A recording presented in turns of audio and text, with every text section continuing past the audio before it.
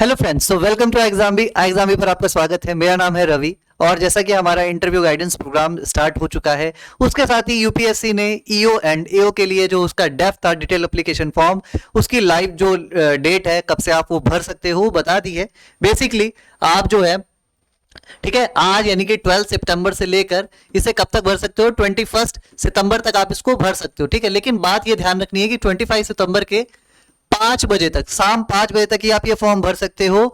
अगर आप इस टाइम तक ईओ का जो डेफ है वो नहीं भर पाए, ठीक है, तो फिर आप इंटरव्यू के लिए एलिजिबल नहीं रह जाओगे। ठीक है, तो पहली बात तो यहां क्लियर हो गई कि 5 बजे से पहले फॉर्म भर लेना है। ठीक है, दूसरी बात, ये जो डेफ आया है ये ईओ और एओ के लिए लिखा है। इसका मतलब एपीएफसी और ईओ एओ जो जिन्होंने दोनों पेपर क्लियर किए हैं, उनका दोनों इंटरव्यू अलग अलग होने वाला है। अगर एक साथ होना होता तो ऐसा होता कि यहां पर दोनों एप्लीकेशंस डेफ की एक साथ उन्होंने बताई होती कि आप दोनों एक साथ भरोगे, लेकिन चूंकि ये अलग है, ईओ का अलग आया है, एपीएफसी का जाहिर सी बात है अलग से आएगा, तो यानी कि जो दोनों पेपर को क्वालिफाई किए हैं उनका इंटरव्यू अलग अलग डेट पर होने वाला है। ठीक है, तो एक बात यहां पर क्लियर हो चुकी है कि इंटरव्यूज अलग अलग होंगे। ठीक है, अब आगे का नहीं पता, बट अभी तक की जानकारी के अनुसार अलग अलग होगा।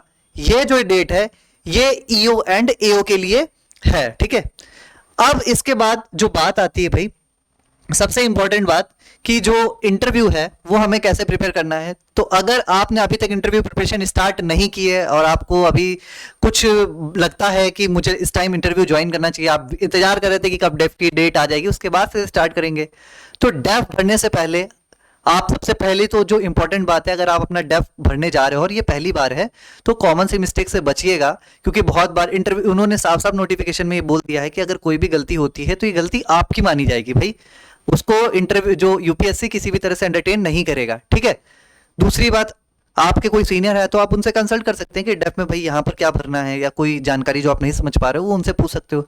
उसके अलावा आप इंटरव्यू को लेकर अभी भी जो दुविधा की स्टेज में हो कि भाई हमें कैसे करना चाहिए, कैसे आगे बढ़े, इंटरव्यू में समझ में नहीं आ रहा है, या बहुत सारी मिस्टेक्स हो रही हैं, अभी भी कॉन्फिडेंस नहीं आ पा रहा है, तो जो हमारे एक्स ऑफिसर्स हैं जिनके साथ आप जो अपना इंटरव्यू है उसको बेहतर बना सकते हैं, जैसे कि मिस्टर संजीव पांडे हैं, एक्स आईएएस हैं। ठीक है, उसी तरह डॉक्टर संजीव शर्मा है। ठीक है, ये जो है, ये उसके बाद अरुणिमा मैम है। तो ये बेसिकली जो लोग हैं ये खुद एक्स ऑफिसर रहे हैं, ग्रुप ए के, बहुत अच्छी पोस्ट से इन्होंने रिटायरमेंट ली है या फिर अलग अलग चीज़ों में गए हैं। ठीक है, तो ये आपको जो एक्चुअल वहाँ पर कैसे इंटरव्यू पूछा जाता है, इंटरव्यू में किस तरह के क्वेश्चन आ सकते हैं, आपका आंसर क्या होना चाहिए, कहाँ पर आपको ड्रॉप करना है, कहाँ पर आपको जनरली सॉरी बोल देना है और स्किप कर देना है। ठीक है, वो सारी चीज़ें, आपका पोस्चर कैसा होना चाहिए, सारी चीज़ें आपको कौन, ये लोग सिखाएंगे। ठीक है, तो बेसिकली ये तो एक बात हो गई। अब हम लोग की जो सीरीज चल रही थी जिसमें हम लोग एक एक करके चीज़ों को डिस्कस कर रहे थे, वो है आज उसमें हम लोग देखेंगे कि जो हमारा एकेडमिक बैकग्राउंड है, ठीक है, उस पर कैसे नॉर्मल से क्वेश्चन बन सकते हैं। ठीक है, एक और चीज़ थी कि टेन्योर कितना होता है इंटरव्यू का। ठीक है, तो जो टेन्योर होता है, ठीक है, मतलब जो हमारा कितनी देर तक इंटरव्यू चलने वाला है, तो ये नॉर्मली होता है, याद मतलब 25 से 30 मिनट्स तक होता है। ठीक है, ये चीज आपको ध्यान रखनी है। 25 से लेकर 30 मिनट तक होता है, इससे ज्यादा भी हो सकता है। ज्यादा हो रहा है तो अच्छी बात है, वो नकारात्मक बात नहीं होती, नेगेटिव बात नहीं होती, यानी कि इंटरव्यूअर्स आपसे खुश हैं, आपको और जानना चाह रहे हैं। ठीक है, 25 मिनट से कम तो नहीं, मतलब 20 मिनट से कम तो किसी भी हालत में नहीं होना चाहिए, और वैसा होता भी नहीं जनरली। यूपीएससी अपने जो कैंडिडेट्स होते हैं, जो यूपीएससी बोर्ड होता है, इंटरव्यू पैनलिस्ट जो होते हैं, वो बेसिकली जो कैंडिडेट होता है उसको बहुत ही कंफर्ट जोन में लेकर आते हैं, बार बार उनसे पूछते हैं। शुरू में ही आपसे पूछा जाएगा आर यू फीलिंग कंफर्टेबल, और पानी वानी वो आपको खुद ही बोलेंगे हाँ पानी पी सकते हो, ऐसे करके। तो वो ऐसा नहीं होता कि वो आपको डराने के उसमें बैठे या उनको नहीं लेना, बेसिकली वो आपको सेलेक्ट करना चाहते हैं, लेकिन आप में वो कॉन्फिडेंस नजर आना चाहिए। ठीक है, तो एक चीज ये रही, टेन्योर हो गया। उसके बाद थोड़ा सा इंटरव्यू, बहुत से लोग का ये था कि इंटरव्यू होने के बाद ट्रेनिंग में कितना टाइम लगेगा, तो ट्रेनिंग जो होगी वो जनरली होगी 3 महीने की। ठीक है, अब उसके बाद ये होती है कंपलसरी ट्रेनिंग, जो ट्रेनिंग होगी वो 3 मंथ्स की होगी। इसके बाद जो चीजें हैं वो आगे अपडेट की जाती हैं। ठीक है, अब बात करते हैं हमारे एकेडमिक डिटेल पर। तो हमारी जो एकेडमिक डिटेल्स है उसमें क्या क्वेश्चन बनते हैं। देखिए, सबसे पहले तो अगर मान लीजिए आपने पीजी किया है, स्टार्ट करते हैं ग्रेजुएशन से। सपोज दैट आपने बीए किया है, ठीक है, बीए में आपके सब्जेक्ट, कोई बीए को केवल हिस्ट्री वगैरह से भी करता है और कहीं कहीं पे कंबाइंड सब्जेक्ट भी होते हैं, हिस्ट्री ज्योग्राफी ऐसे भी होते हैं। सपोज दैट आपने हिस्ट्री से बीए को कंप्लीट किया, आप क्वेश्चन वो ये करेंगे कि आपने बीए हिस्ट्री से किया हुआ है, फिर आप इस फील्ड में आ गए, तो ये दोनों तो आपस में सिंक नहीं हो रहा है।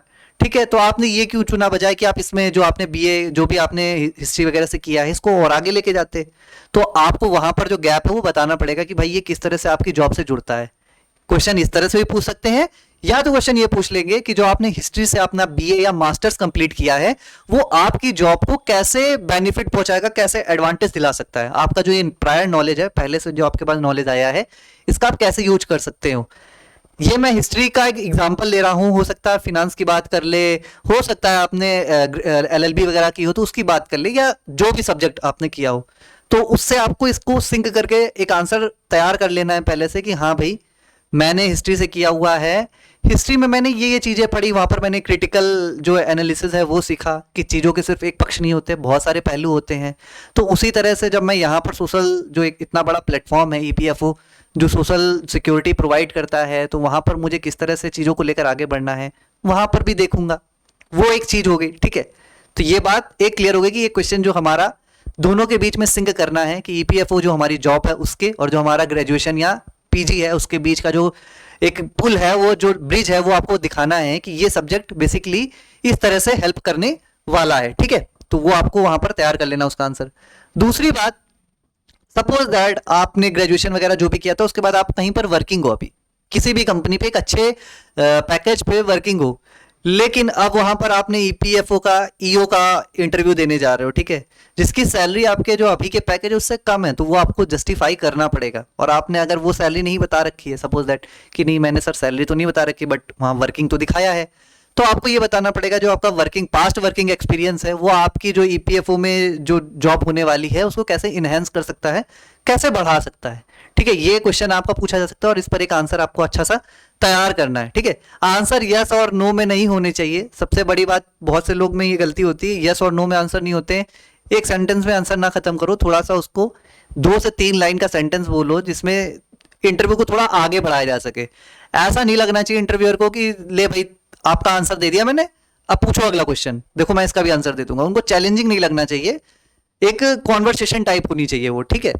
चलिए, तीसरी बात, अगर आप नॉन वर्किंग है तब भी क्वेश्चन आ सकता है कि भाई 28 के आप हो चुके हो, 27 के आप हो चुके हो, आप नॉन वर्किंग हो, आपको नहीं लगता आपको काम करना चाहिए, देन उसका क्या क्वेश्चन, उसका क्या आंसर होना चाहिए। आप ये भी नहीं बोल सकते हो मैं सिर्फ पढ़ रहा था, मैं सिर्फ कंपटीशन की तैयारी कर रहा था, पिछले 8 साल 7 साल से मैं कंपटीशन की तैयारी कर रहा था। वो कहीं ना कहीं एक नेगेटिव कैरेक्टर को दर्शाता है। तो वैसे उसके लिए भी आप एक वेल स्ट्रक्चर्ड आंसर को तैयार कर लीजिए। उसके अलावा जो एक क्वेश्चन, जो हमारा पहला ही क्वेश्चन था basically, your stream and EPFO, कि आपकी जो स्ट्रीम रही है, सपोज दैट आपने फिनेंस से एमबीए किया हुआ है, अब ये ईपीएफओ में एपीएफसी की जॉब को कैसे इन्हांस करता है या उसकी स्किल्स को कैसे बढ़ाता है या उसको किस तरह से प्रभावित करता है, अब इसका आंसर आपको देना है, ठीक है। तो बेसिकली इस तरह के जो क्वेश्चंस होते हैं आपके ही डेप्थ में से निकलते हैं, आप जो भरते हो उनमें से ही निकलते हैं। एक और बात थी, हॉबीज में उस दिन भी मैंने बोला था कि हॉबीज को जब आपको भरना है तो हॉबीज को ऐसा ओपन एंडेड नहीं छोड़ना है। बहुत ही इंपॉर्टेंट बात होती है, सबको बड़ा मजाक लग रहा होता है कि मैं तो लिख दूंगा लिसनिंग म्यूजिक, ऐसा बकवास चीज है, उस तरह से नहीं लिखना, वरना फिर वो अपने जमाने का अगर कुछ पूछने बैठेंगे तब आपको लगेगा यार इंटरव्यू तो बड़ा बेकार सा हुआ। एकदम स्पेसिफिक, हॉबी हो चाहे इंटरेस्ट हो, दोनों एकदम स्पेसिफिक रखिएगा, जितना हो सके माइक्रोस्कोपिक उसको रखने की कोशिश करिएगा। अगर बैडमिंटन भी खेलते हो तो कैसा बैडमिंटन खेलना पसंद है वो तक अगर बता पाओ तो बता लेना, ठीक है। क्रिकेट खेलते हो तो क्रिकेट भी कैसा वाला खेला है वो बता देना, इंटरेस्ट कैसा एकदम क्लियर कट बताना और उसको छोटा कर देना, लिमिटेड कर देना। ओपन एंडेड छोड़ोगे तो उसमें फंसने के चांसेस बढ़ जाते हैं। हालांकि ऐसा मुश्किल है, ऐसा नहीं होता है, बट होने को तो बहुत कुछ चीजें हो भी सकती है, ठीक है। तो फिलहाल ये जो क्वेश्चंस थे अभी, जैसे मैंने आपको बताया एकेडमिक डिटेल्स को लेकर कि ऐसे क्वेश्चंस एकेडमिक डिटेल्स पे बन जाते हैं, ठीक है। तो आप इन चीजों को लेकर अगर आपको अभी भी डाउट, आपको लगता है कि नहीं मुझे थोड़ा सा चीजों को इन्हांस करना चाहिए, मैं अभी भी नहीं गेस कर पा रहा हूँ कि मेरा आंसर क्या होना चाहिए, तो बेसिकली आप हमारे जो इंटरव्यू गाइडेंस प्रोग्राम है उसके साथ जुड़ सकते हैं, जिसमें हमारे जो बेस्ट बेसिकली जो एक्स ऑफिसर्स रह चुके हैं, ठीक है, अच्छे से बहुत ही रेपुटेटेड डिपार्टमेंट में, वो आपको एक बेस्ट आंसर बताएंगे या बेस्ट तरीका बताएंगे कि आपको कैसे इंटरव्यू को ड्राइव करना है। बेसिकली वो आपके जो है मैनुअल कंट्रोल में होना चाहिए, आप खुद कंट्रोल करो, उस तरह से कैसे चलना है ये आपको समझाएंगे। सो अगर अभी तक आपने ज्वाइन नहीं किया तो यहाँ पर आपको नंबर दिया गया है, आप देख सकते हो 552428। आप इस पे कॉल कर सकते हो और आगे की जानकारी को ले सकते हो। So thank you. फिलहाल इस वीडियो में इतना था। वीडियो पसंद आई तो वीडियो को लाइक कीजिएगा और चैनल पर नए हैं तो please subscribe the channel. Thank you.